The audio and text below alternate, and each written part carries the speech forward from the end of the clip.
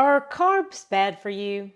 Well, that's a complex question, and there are no simple answers. Today on Healthy Looks Great on You, I'll tell you how to love your body even if it loves carbs. There's a lot of noise in healthcare, and you are too busy for fads. I'm Dr. Vickie, and this is Healthy Looks Great on You, a lifestyle medicine podcast, life tested, doctor approved. Carbs get a bad rap, and no, I am not talking about a flour tortilla wrap. I'm talking about one of the big three nutrients that your body requires to function: protein, fat, and carbohydrates. Your macronutrients. And spoiler alert, you need all three. Let me say that again. A healthy diet includes carbs, protein, and fat. And trying to eliminate any one of them completely just isn't necessary and can actually work against you. You need a balanced diet. But what is a balanced diet anyway? And once we define it, can you actually stick to it? Turns out nothing about carbs is simple, except maybe simple carbs. Here's a fun fact. The U.S. government has been issuing dietary guidelines for over 100 years. And back then, they didn't share them with memes or reels on Facebook or Instagram. They used pamphlets and posters. And then, in 1980, the Department of Health and Human Services and the USDA teamed up to publish the very first dietary guidelines for Americans. And the goal was to provide science-based evidence to help support public health. And just in case you thought this was uniquely American, about 90 countries around the world issue their own dietary guidelines. And guess what? They mostly say the same thing. Most of the world agrees that we should eat a varied, balanced diet based mainly on fruits and vegetables, whole grains, seeds and nuts, and healthy oils, with meat and dairy in moderation. Nobody thinks French fries or Fruit Loops or cola count as health foods, even if you switch out the sugar, dye, or oil. Take the cover off of a book, and you've got the same story inside. The problem is that knowing is not the same thing as doing. And maybe you believe that other countries are healthier and leaner than we are in the United States, but just because we all have similar guidelines just doesn't mean that we follow them. It might help if we got back to the basics. I'll put a link to the government's current dietary guidelines website in the show notes, the one with the My Plate visual aid. And you can plug in your age, sex, and activity level and get a customized general plan. And that's the foundation. But let's zoom in on carbs because that's where the controversy usually brews. So how many carbs should you eat? Well, according to the United States guidelines from 2020, you should get 45 to 65% of your calories from carbohydrates, 10 to 35% of your calories from protein, and 20 to 35% from fat. That's a big range. Should you be closer to 45% or 65% on the carbs? Well, that depends on your activity level, your age and health status, and your risk for certain diseases. But the bare minimum is around 25%. But honestly, how many of us are doing math before we chew?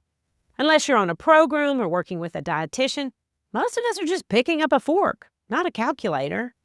I live in the real world, and math has always been my least favorite subject. The only thing I'm weighing these days is whether I'm hungry enough for seconds. Now, I want to tell you about my brief career as a food weigher.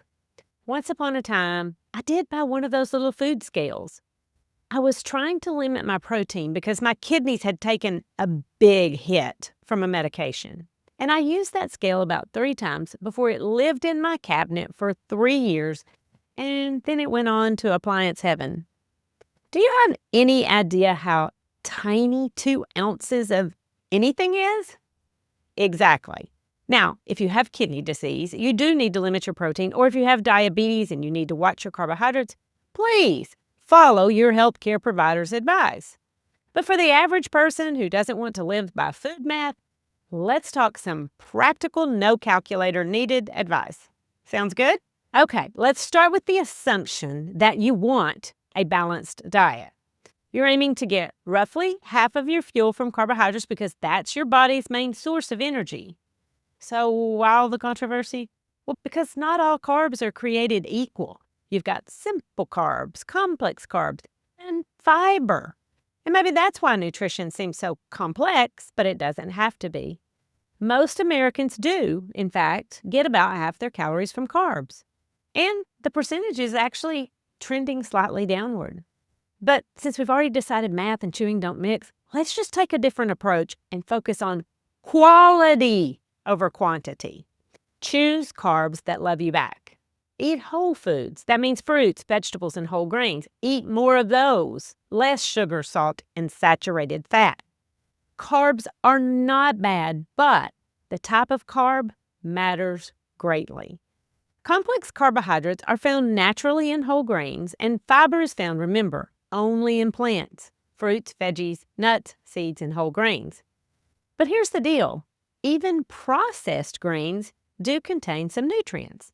The next time you look at a loaf of white bread, check the label, and it will say enriched because the nutrients were stripped out during processing, then they added some back in. Why even bother enriching foods? Well, because even though people don't follow the guidelines and eat whole grains, they do eat bread and they eat cereals like Lucky Charms.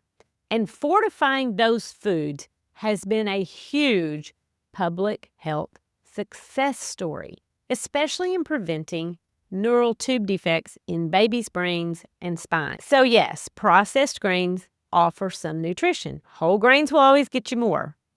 And remember, multigrain is just a marketing term. Ignore the front of the box and flip to the back to get the real story.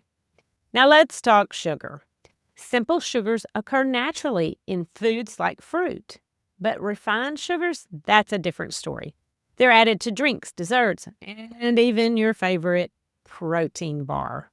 You've got to stay alert and read those labels. I did that this morning. One of my favorite breakfasts is a big old bowl of Cheerios. And by big old, I mean Jethro-sized. Cheerios are made with whole grains, 1 gram of added sugar, 2 grams of fiber, and 5 grams of protein.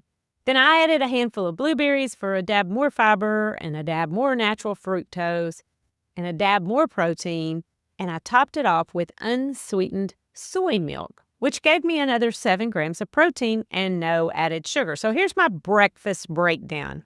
I got 12 grams of protein just by eating a bowl of cereal with blueberries. I got 33 grams of carbs, which included 6 grams of fiber and 1 gram of added sugar. And I got 7 grams of fat, which was mostly unsaturated, which is not bad for a doctor who hates math. Now let's compare that to yogurt and berries because I know you love your yogurt. Depending on the brand, that bowl might contain between 33 and 87 grams of carbs. That's a lot. And anywhere from 11 to 55 grams of simple sugar. Much of it is added. Now, the protein can vary between 11 and 24 grams, and the lesson is, be careful. Read the labels. Where? That's right, on the back, not the front.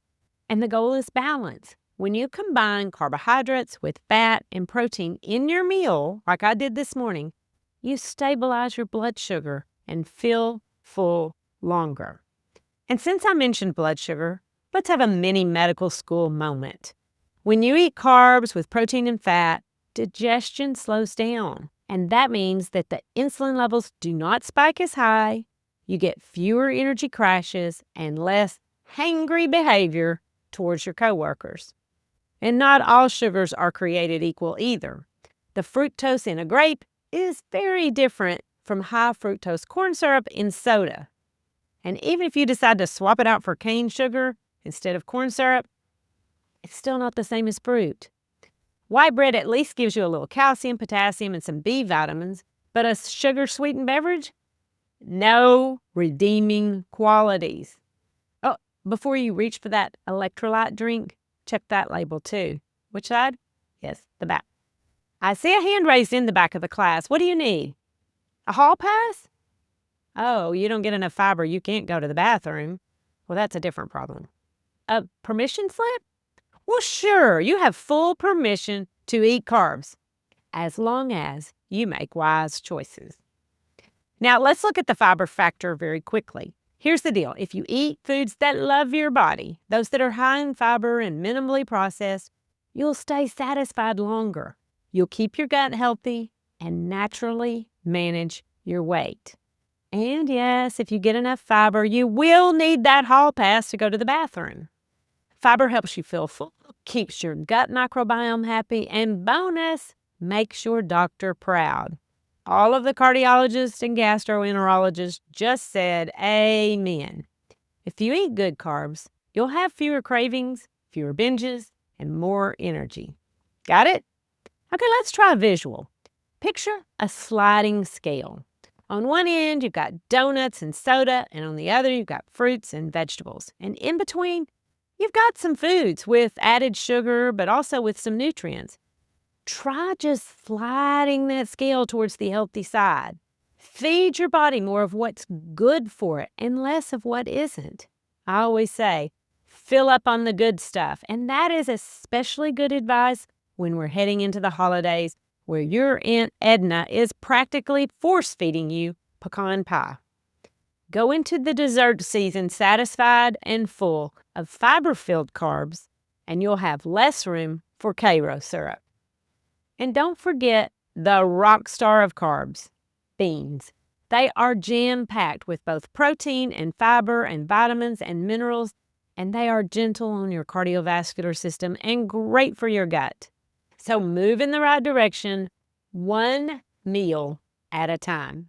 And if you're ready to take small, practical steps towards a healthier body with less belly fat, and you don't want to count or weigh or memorize a nutrition chart, then join me for my Kickstart to Healthy Habits in 7 days. You'll learn how to build lasting habits that fuel your energy, shrink belly fat, and help you actually enjoy your food again, including the carbs. There's a link in the show notes to sign up, or you can just visit my website, healthylooksgreatonyou.com. Until next time, love your body, love your carbs, because healthy looks great on you. The information contained in this podcast is for educational purposes only and is not considered to be a substitute for medical advice. You should continue to follow up with your physician or healthcare provider and take medication as prescribed. Though the information in this podcast is evidence-based, new research may develop and recommendations may change.